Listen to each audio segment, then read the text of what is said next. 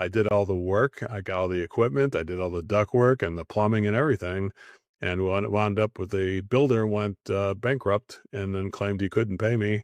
And there I had bad debt. So I had probably just those two jobs alone were almost $200,000. But honestly, I had a lot of receivables at the time because I did not understand that clients would be happy to pay if you just requested the payment before you began the work. So Mm. I turn now to all the service providers, say stop doing the work without collecting your money.